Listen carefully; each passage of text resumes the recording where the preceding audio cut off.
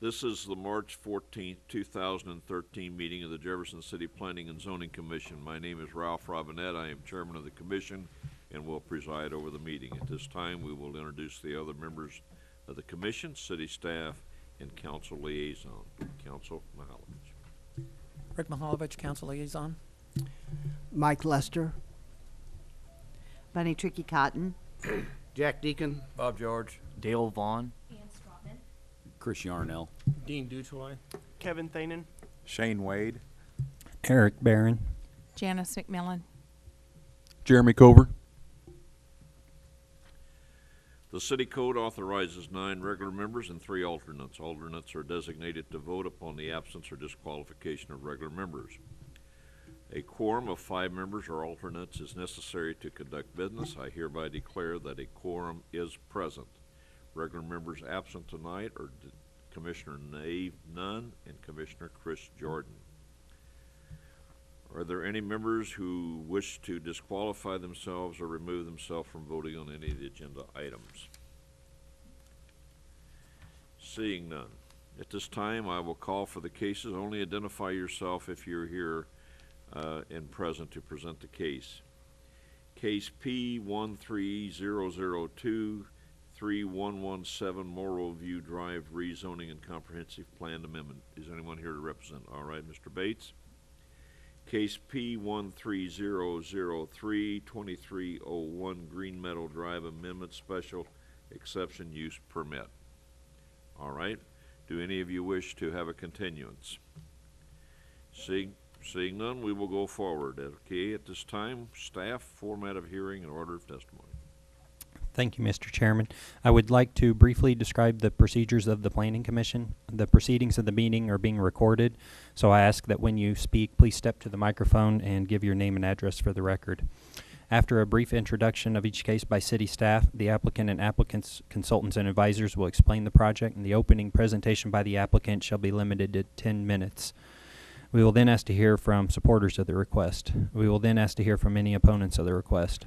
And we will then ask to hear from anyone else who wishes to speak on the request. And the testimony from supporters, opponents, or other interested parties shall be limited to 3 minutes. And rebuttal testimony limited to 5 minutes unless permission is granted by the Commission for additional time. And city staff will then describe the proposal and make their recommendations on the request.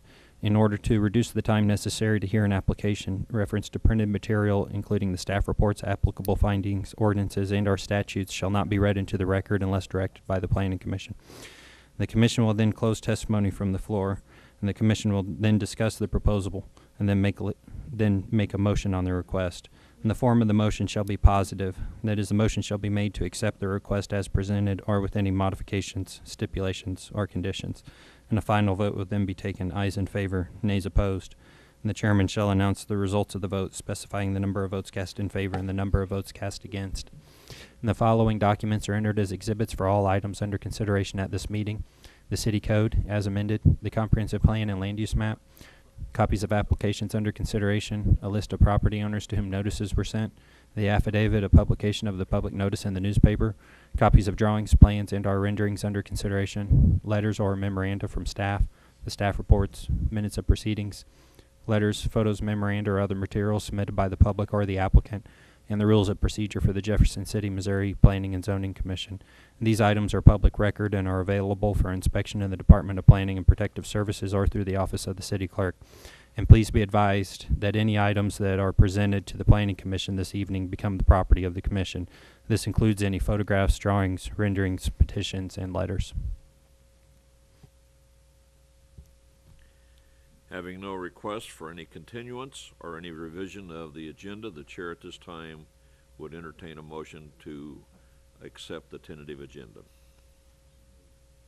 Have a motion second. All in favor indicate by saying aye. Opposed, nay. The agenda is hereby adopted. Commissioners, in your packet you had a copy of the February minutes. If you'd like just a couple moments to look at those.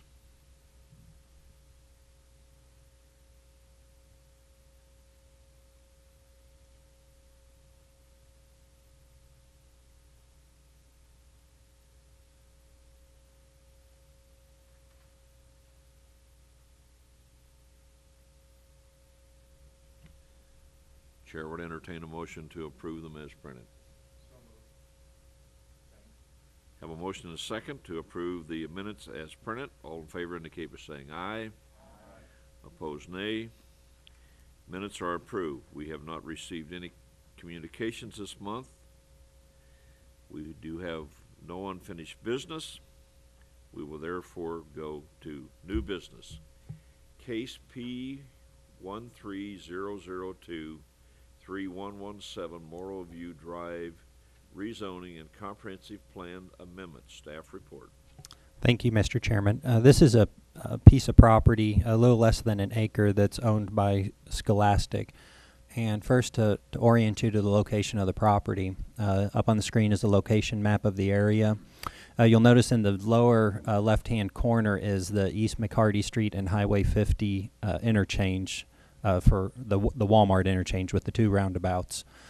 So to get to the property, you could take that interchange, go north or west, or so to speak, on East McCarty Street until you get to Robinson Road, and travel down Robinson Road until it splits till Morrow View Drive splits off.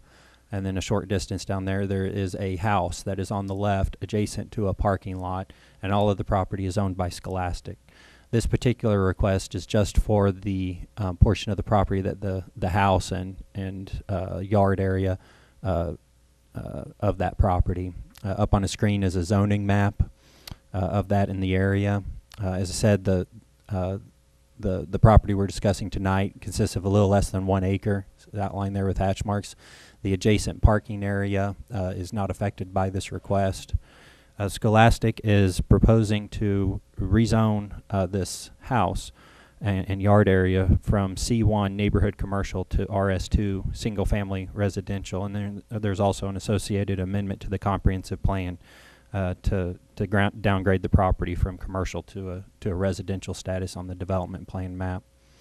The house that is on this property was used by Scholastic formerly as an office. The house was converted into an office use, but it has sat vacant for several years now. And what they're wishing to do is actually divide off that portion of the property, transfer it, and then the future owner would be able to reconvert the house into a residential unit.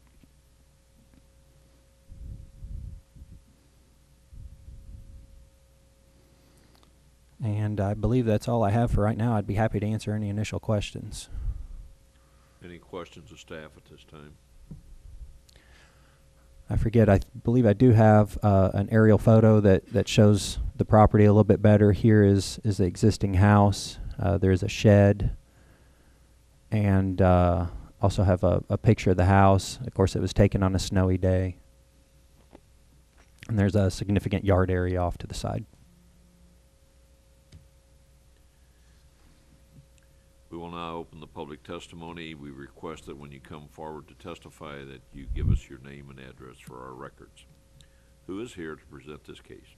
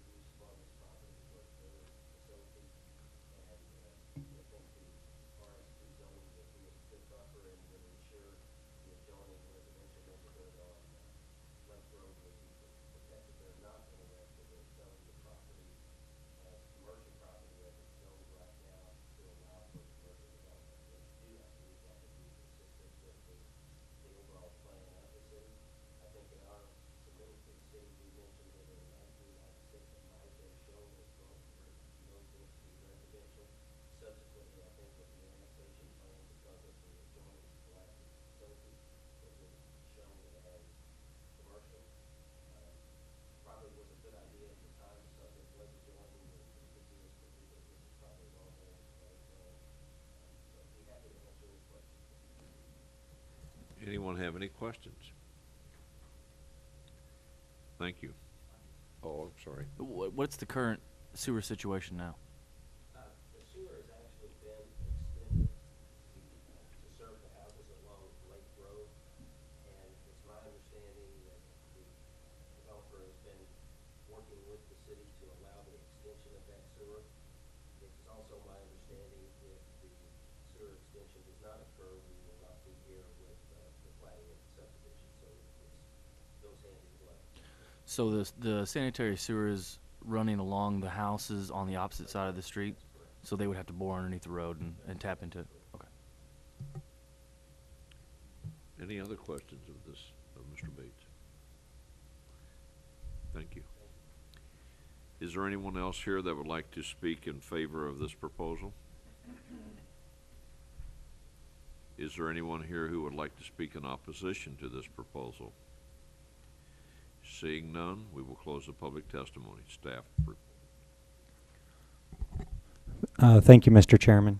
Regarding some of the things that staff look at, the staff analysis is outlined various items that we typically look at within the staff report. There is a brief mention of the sewer there, which the consultant has addressed. And he's also correct that there is a little bit of conflict in terms of the 1996 Comprehensive Plan, Development Plan Map, and the Annexation Plan of Intent. But the Plan of Intent is the document that governs in this instance. So a comprehensive plan amendment is necessary to formalize the rezoning. Regarding the comprehensive plan amendment, it would be a minor change of the intended development character of the area and would help to separate the existing single-family residential uses to the east there along Lake Road from the commercial uses that could potentially be constructed on that property.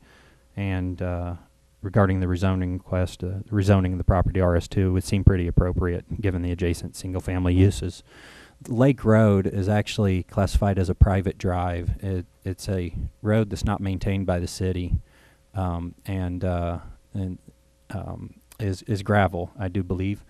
And so, that particular road is not something that was platted in the city. So, but the rezoning request would at least take the property that's across the road and convert it to a residential nature. I'd be happy to answer any questions you may have. The recommended form of motion is at the bottom of the staff report. Any questions of staff? That's my understanding. It's on a septic system and the septic system, I believe, would actually is partially underneath the parking area or something to that effect. So, Talk to DNR before they can sell it, because I know with septics, they're pretty particular about when they change in hands. Do you know, Mike? Is there a problem with that?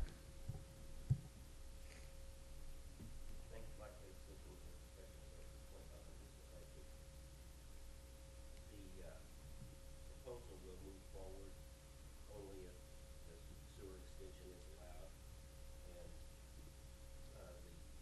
the existing septic tank and drain field will be temporarily permitted by the buyer, or by Scholastic for the buyer, until the sewer extension is done. So we would be back here within a few months, we believe, with the plat, and at that time we would have the sewer plans that would be a part of the planning process, so to allow them to move forward.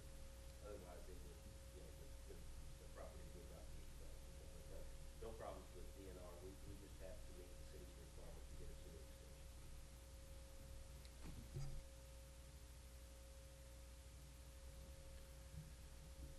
Any other questions of staff?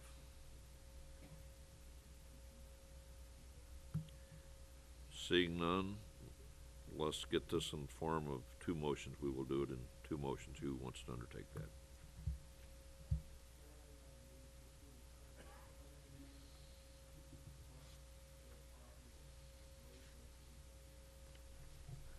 I second that motion. We have a motion and a second. Any discussion on the motion? All in favor indicate by saying aye. Aye. Opposed, nay. Passes unanimously. Dean, you want to try the second motion, please?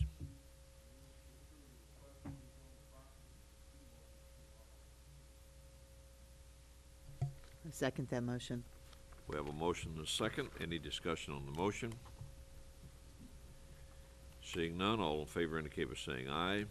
Aye. Opposed, nay. Passes unanimously.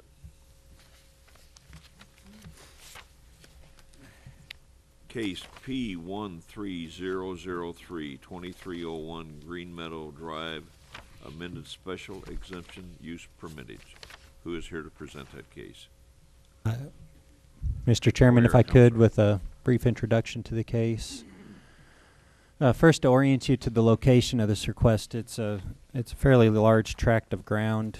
Up on the screen is a location map. You'll notice at the top of the screen is Ellis Boulevard, and although it's not labeled, this road that I'm pointing at right here is Greenberry Road. I'm sorry, and then this road right here is Green Meadow Drive. So if you follow Greenberry Road down and move over into Green Meadow Drive all the way to the very end, you'll be in what's called the River's Edge Estates subdivision, which is a fairly recently platted subdivision, platted back in 2000. And this tract, and here's a zoning map of the area. The subdivision is zoned RS1, as well as the tract of ground in subject tonight. The tract of ground was platted as a reserve tract within the subdivision because it's almost entirely contained within floodplain. It's river bottom land that's adjacent to the Morrow River. The city limit line you'll see as a yellow line follows the Morrow River. So the property on the other side of the Morrow River is located in unincorporated Cole County.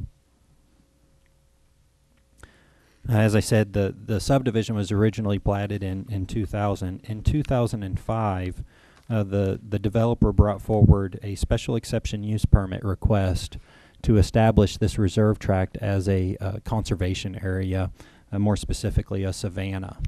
I think the intent was to establish it as kind of a conservation area to appeal to the subdivision.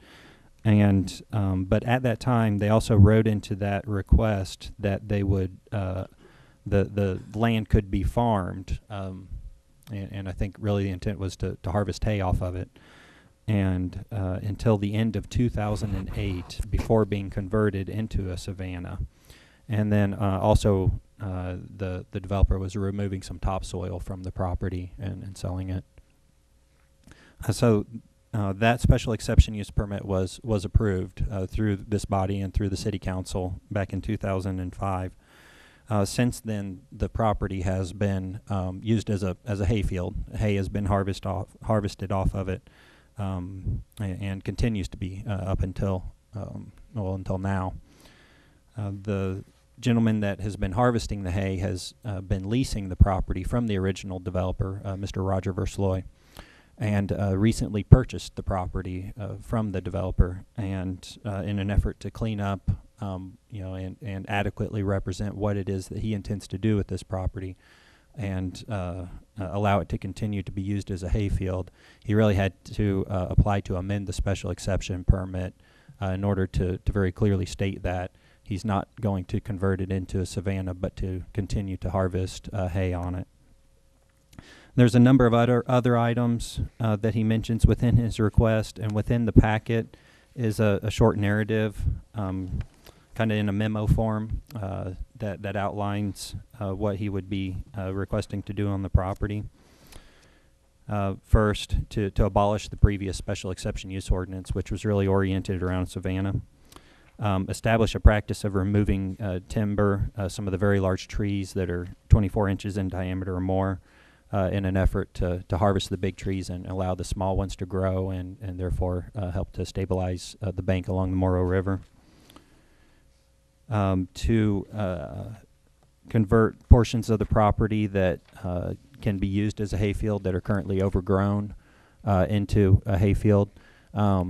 There was a map that was included with this request, and I converted some of that information into this map that's up on the screen now. Basically what's meant by that is the area that's the property's outlined with the solid yellow line. The area that's highlighted with the hatching is approximately the area that he would intend to convert into a farm field. This includes some overgrown area to the north of the property, and then also some brush area there in the central area of the property that is not currently being used as a hayfield. He also puts in here the option to, in addition to harvesting hay, to also plant it with soybeans or corn, but it still be an agricultural use. He specifically outlines that no form of livestock would be allowed, which means no cows, no horses. And he would continue to keep a 15-foot buffer, essentially barrier sod, between the existing neighbor properties. That was an item that was outlined in the previous request. Basically, it's a 15-foot setback from what he's doing from the residential lots in the area, so that he doesn't encroach on them. And then 30 feet from the Morrow River, I think in many cases he would be staying further than that, but specifically said that he would not get within 30 feet with any type of clearing operation to establish the farm field. And that's really the substance of the application.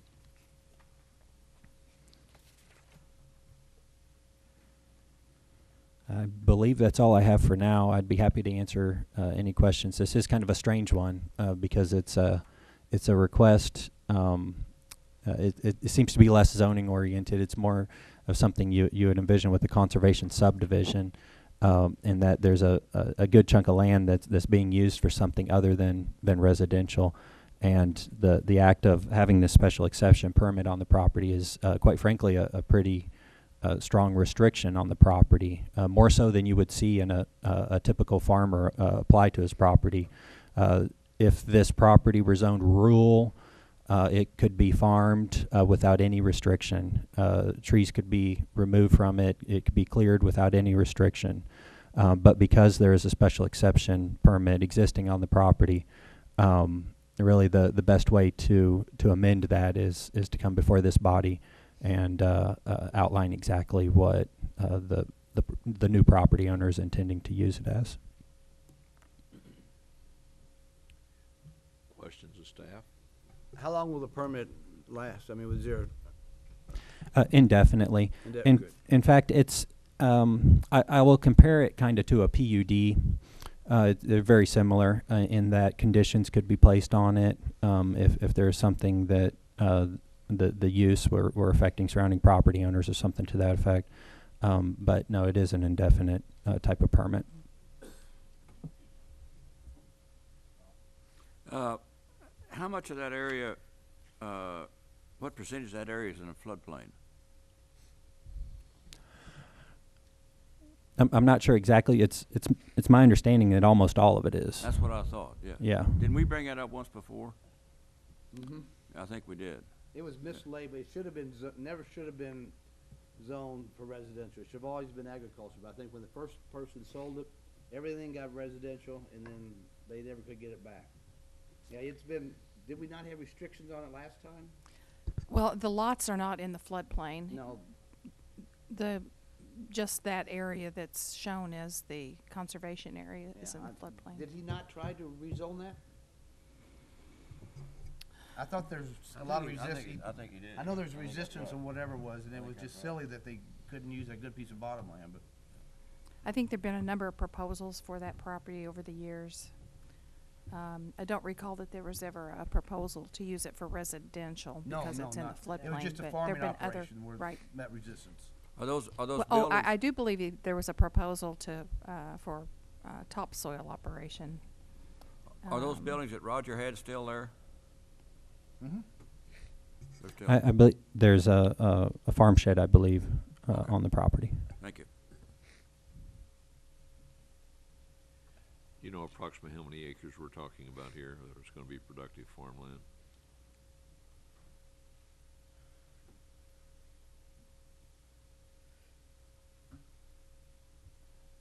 No, sir, I do not have that here in my notes. I apologize. The applicant may have that number, though. There's one other thing worth pointing out. The city does have a sewer pump station located right there. on a tract of ground owned by the city, I do believe, and an easement to get to it off of Greenberry Road. But it is a city pump station. So. Any other questions of staff at this time? Yes, my only concern with it really is the timber that was directly along the river. Excuse me, the written word says 30 feet, but the drawing with the crosshatch area shows that, as you already pointed out, a lot of it is farther than 30 feet. Which takes precedence, the printed word or the drawing? The drawing. And it's the drawing that he submitted that's included in your packet.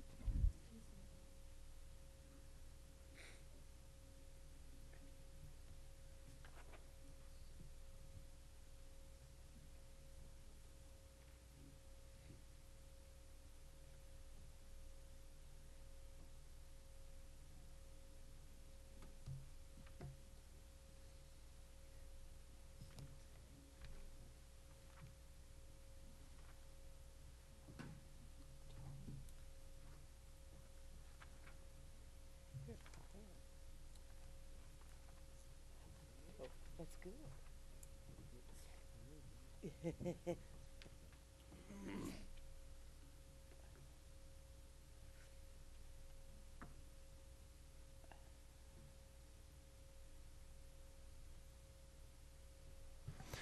We may need to outline some actual measurements in terms of setbacks from a few of these lines, just to make sure there's no misunderstanding. But I think the applicant might be able to add some to his proposal. Okay, I believe Chris has a question for you. And I may be way out of remembering something out of my head. At one point in time, there was discussion, I thought, with the stormwater information, Shane, about setbacks off of. Can you help me with that? What those distances are? As far as the stormwater requirements, we have a riparian corridor Right, requirement. that's what I was thinking of. That's 25 feet Okay. for a natural area, and then 60 feet for a structure total. I Total, couldn't remember. Additional 35. I couldn't remember those distances, and so this exceeds that. Right. That's right, where I was yeah, headed. That's correct. And there's one other photo that might add some to some of the history behind the property. This is a 1960 air photo. It has the property outlined in it. So you can kind of see that a lot of the property, even up to the north, has historically been used as a farm field.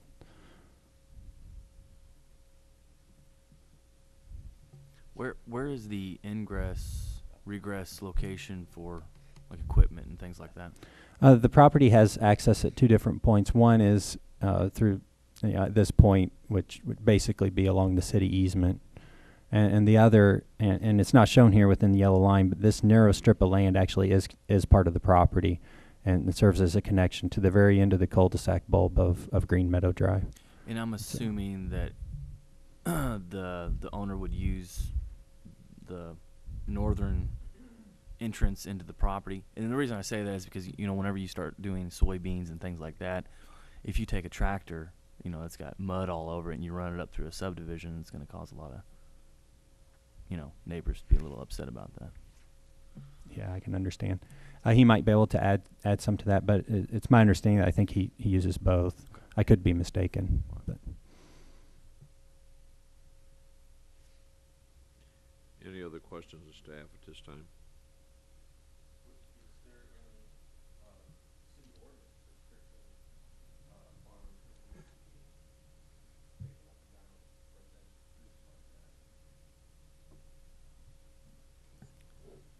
Not that I'm aware of, no.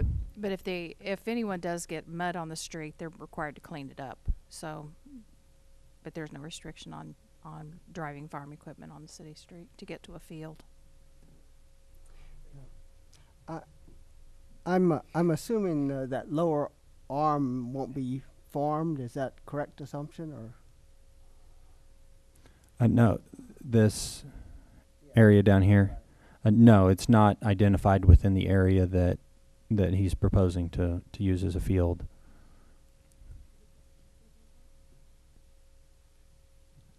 As it's worded, he would have the ability to cut timber again, timber that is more than 2 feet in diameter. So the very large trees. I don't believe that it's his intention to get down in there because it's a little difficult to access that portion of the property. Again, he might be able to shed a little bit more light on that. Any other questions at this time of staff? Okay, who's here to present the case, sir?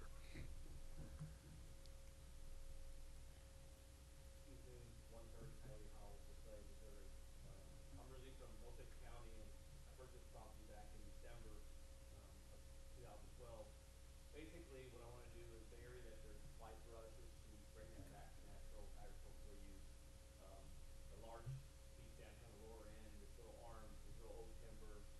That's very, very low in the floodplain, so it would be a really high risk to farm it anyway. So I have no intentions of ever farming that.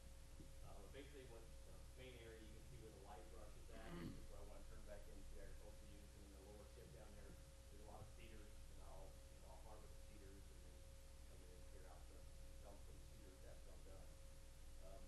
The big woods, there's a natural path all the way around this property, up to where the sewer line actually runs down through there, I believe is what it is.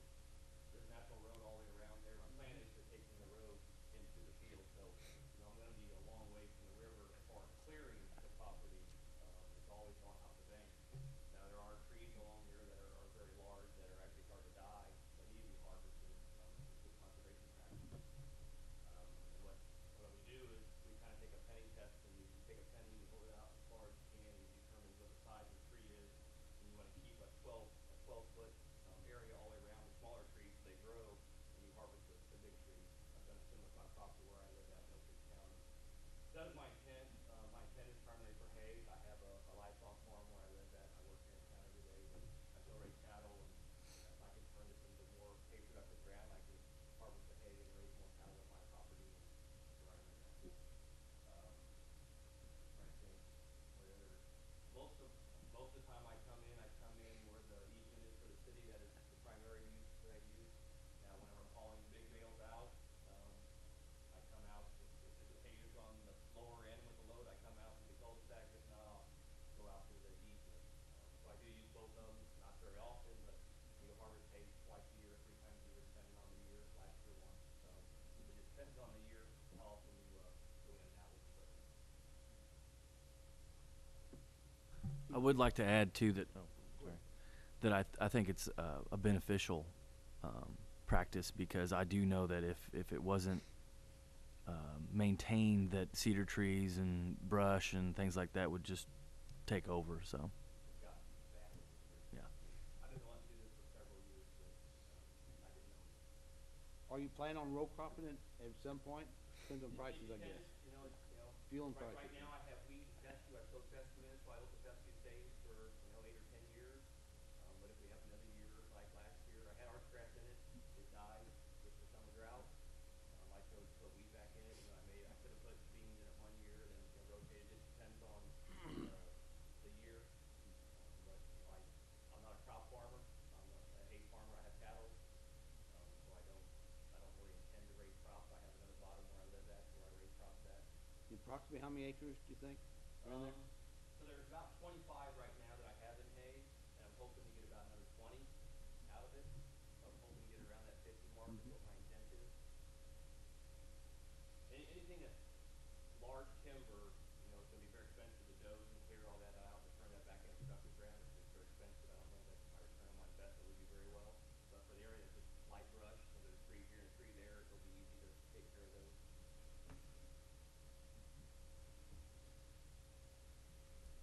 Any other questions? Thank you. Is there anyone else here to speak in favor of this proposal? Is there anyone here to speak in opposition to this proposal?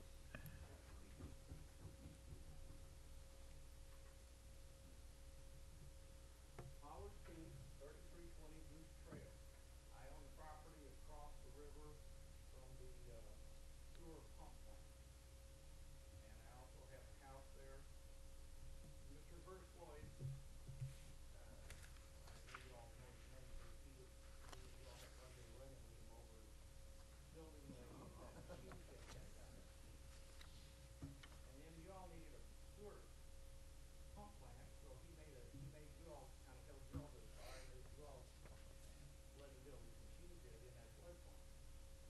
is not a legal thing to do. But anyway, my concern is, his agreement with me was that he would keep the trees growing in front of that sewer treatment plant so that it wouldn't be visible to my house across the river. As well as there are two other people that live on the same area that I do that have the same concern. If I could point out your house, I want to make sure, is it No, keep going. Keep going. That one right there. right there? Okay. This field right here? This one? Okay. This house and that field? I have no concern with the rest of the stuff that he wants to take care of, but where that sewer treatment or pump plant thing is, I don't want anything disturbed right there, because it's almost invisible at this point. Mr. Kuntz, are you talking about the trees just right around it, or are all the way the ones along the riverbank block it? The riverbank plus the ones that are right close to it right now. Okay. And that was the agreement with, Bruce always told me, he said, I'll just let that thing go, and it's gotten better. The only thing you're concerned about is the site. You don't have any odor or anything, right? No, nothing, no problem with the noise or any odor issue at all. I just don't want to be looking at a sewer treatment or pump plant. But you say it's okay now. The visibility is fine right now, the way it is. But if he removes all them trees, I'm not gonna get happy camper. Sir, is that subdivision, is the one you live in the city? No, Okay, thank you. Did you have a legal contract with this gentleman not to remove those trees? no, but unfortunately, he's not allowed to verify what I just told you. Okay, and you also have a new owner, so unless it was in a transfer of deed, it wouldn't be a binding contract anyway, sir. Okay. I'm just bringing up what was the way.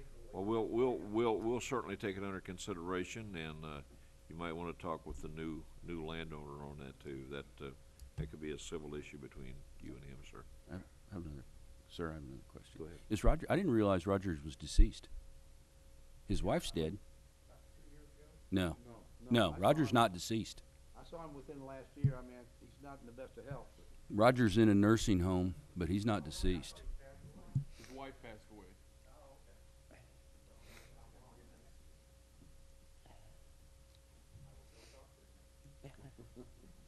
Any other questions of this witness? Thank you, sir. Mr. Chairman, could I have an opportunity to bring up the GIS website on the screen and look at an item or two?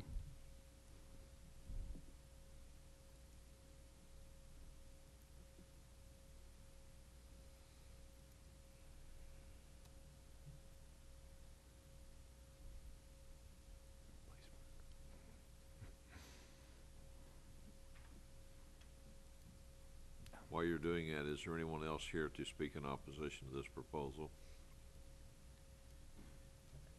Seeing none, I'll close the public testimony. Go ahead, staff. Okay, first, to clear up one item, I think I misstated. It would appear that the city does not own the property where the sewer treatment plant or pump station is located. I'm assuming that it's located on an easement, along with an easement to allow for the driveway access to get to the property.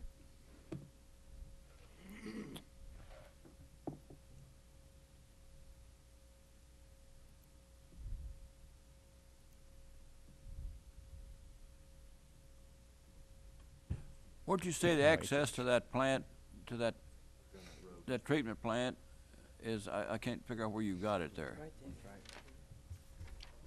The access to the treatment plant is through a driveway I got you. Okay. connection to Green Meadow Drive.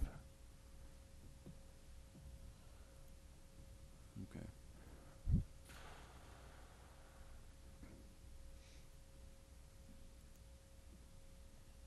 And the city owns the treatment plant, right? We own the plant. I believe it's an easement, though, that it we own the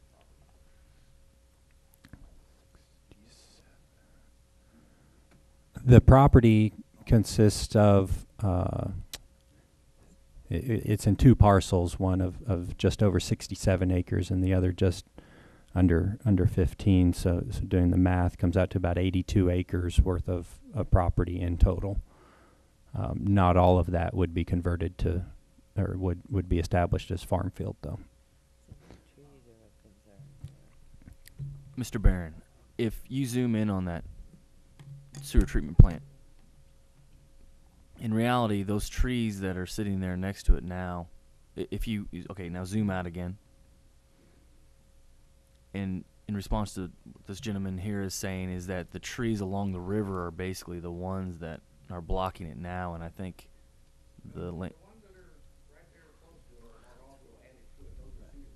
okay, but if you zoom out. Okay. So your house is there. Okay. So, all right. Which, can you point the shed and can you point the treatment plant? That's the shed and that's the treatment plant? The large one is the shed. The one to the north is the treatment plant.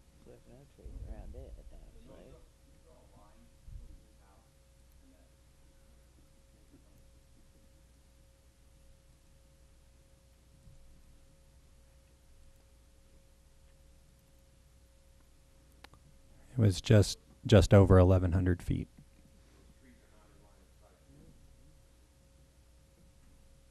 We did have an opportunity to contact Eric Seaman with Wastewater Utilities Division, and I believe he's a little bit more familiar with the situation with the light on the treatment plant than we are.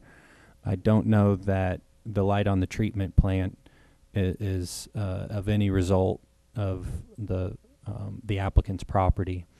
It's really a city issue. There may be a way to resolve that, possibly.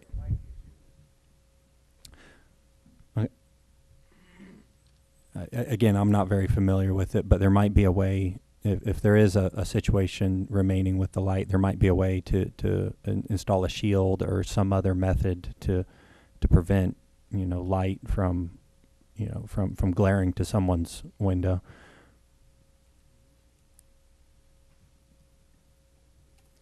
Again, I'll state again that I don't believe that the light on the treatment plant is anything that is directly related to the applicant's property or proposal.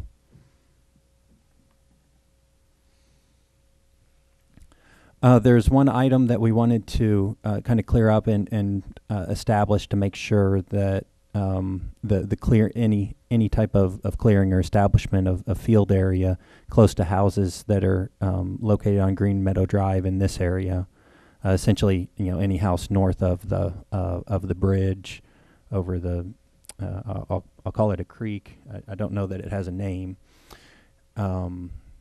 And we think it would be fair to establish a distance rather than leaving it just to the map that the applicant has submitted.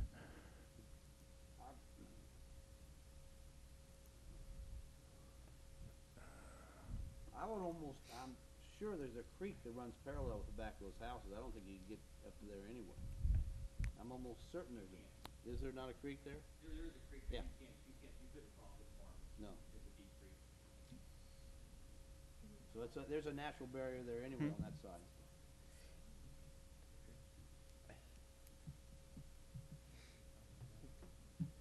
Yeah. All right. I think we could just establish it that nothing on the western side of the creek could be cleared.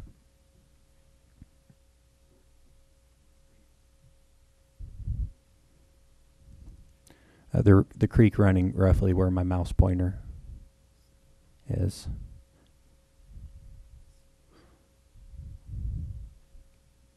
Yeah, I believe that there would be a strong desire by the houses on Green Meadow to not have really have any clearing directly behind their homes, between their homes and the creek at all. So, nonetheless, though, he would have the right to do so. As it's worded right now, he'd have the right to clear out trees that are more than 2 feet in diameter, but not to do a wholesale clearing operation. any type of clearing to establish a farm field's really tied to the map that he submitted. But again, the dimensions on that are, you know, it's hard. It would be difficult to establish a precise setback or dimension based on that map. But formalizing it. My reason in pointing that out is that at some point in the future, should he start harvesting large trees in that area, those homeowners object, I just want it made clear that he does have the right to do that based on this, that there's nothing you said would imply an agreement or a promise that that can't be done.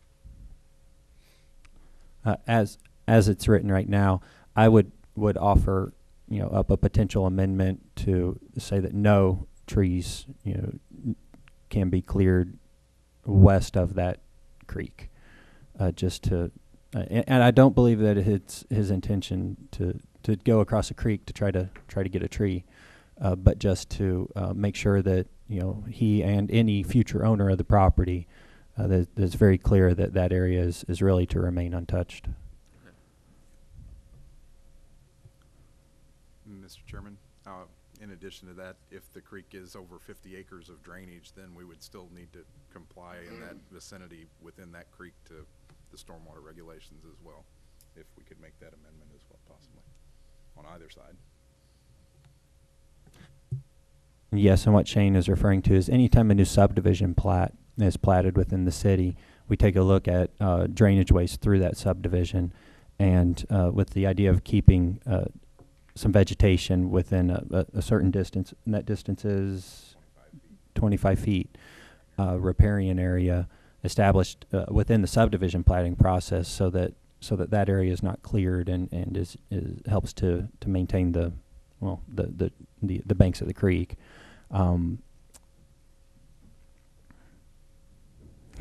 It's getting a little complicated, but certainly attaching two additional conditions to approval.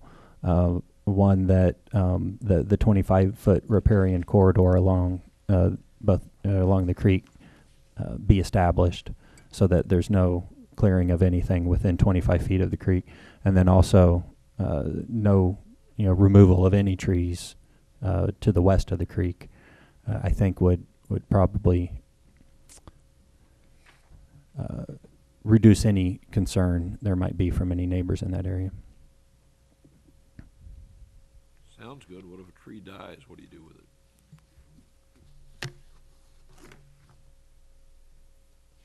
I think the idea is to not chop it down, but I guess if it falls down, yeah. I don't think what my concern is personally is I don't want to prevent him from managing his property. That's not the concern, but the clear cutting of an area that, and I don't know what conversations he's had with the neighbors regarding the plan, but the narrative says that he's going to farm up to within 15 feet of the property lines. So if that's what was represented, I suppose that's one thing. That is not what we sent out in our notice. So, seeing as how we have to also comply with our stormwater regulations, I just think it behooves us to know exactly what type of operation is going to occur where, so that if we do get a concern from the neighbors, that everybody's clear about what kind of a plan has been proposed and what kind of a plan has been approved. I like the idea of just nothing west on that side of the creek, because I mean the creek's a natural barrier anyway, plus you're gonna have a minimum of 25 foot, and I don't know if you're gonna go into that low ground in there. It's just that you can't. We tried to walk in there playing with kids, and it's everything west of the creek. Yeah. Well, my concern isn't so much about the current plans with the current owner, and that we have to look towards the future, some future owner and et cetera. Right now, the way this is written, it would already prohibit him from clear cutting there. But I also don't want to make an amendment that would prevent good conservation practice of removing a tree that needs to be removed either. So if we make a blanket prohibition against removing any trees there, now we've tied his hands to do something that might need to be done, okay? So I wouldn't want to add that amendment. The 25-foot corridor that requirement already exists, so just even putting it in here would be redundant. But we can make mention of it.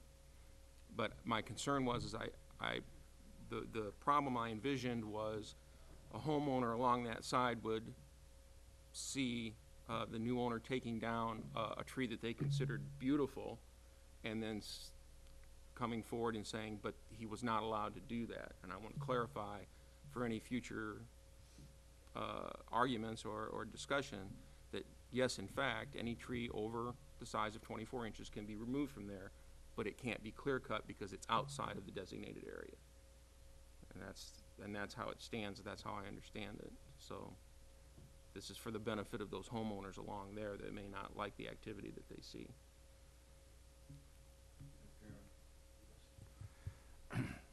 You know, I think we've discussed this a lot, which I think is an excellent idea. But this gentleman back here impresses me, and I honestly believe that he's gonna have his feedlot there. Well, I'm not his feedlot, but his no, let's correct that, okay? Hayfield. But I honestly believe that he's going to take care of it, and I think that we'd be a lot better off to let him take care of that, and instead of letting it grow up in brush and weeds. And I'm sure the residents of the area would rather see a well-kept cornfield or a bean field out there than a bunch of scrub willows growing out there or cedar trees. And that's my feeling on it. Thank you.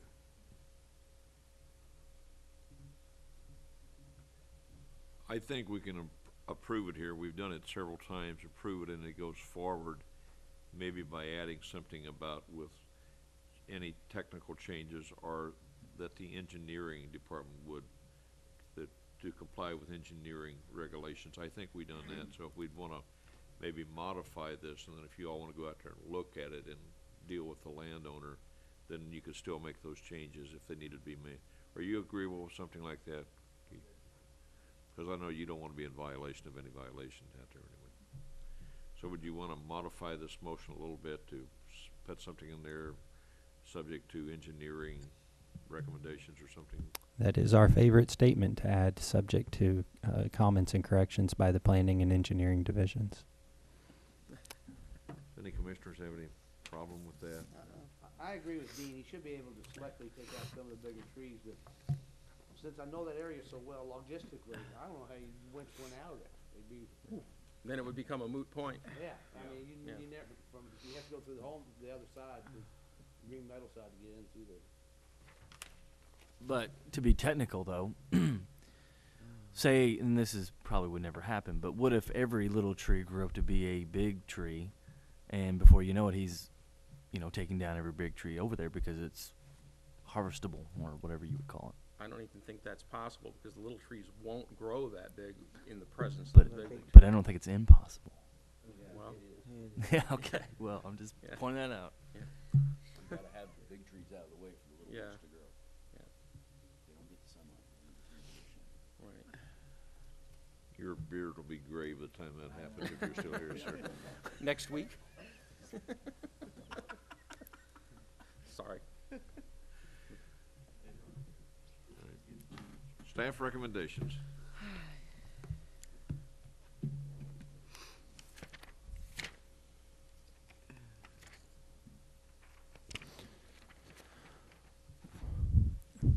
In the staff report, there is a list of review criteria for special exception uses, and I've provided responses or brief responses to each of those items.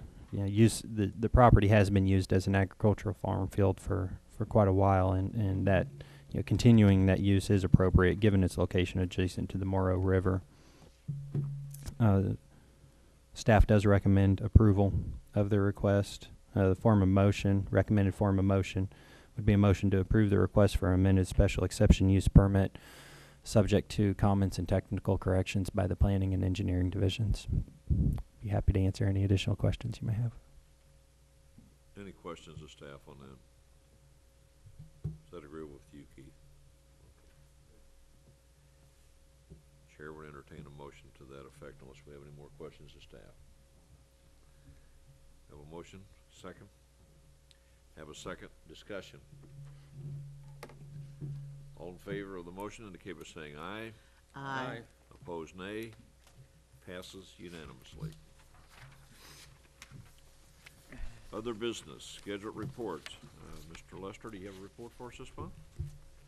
The Environmental Quality Commission really didn't have a formal meeting last month due to the absence of a quorum.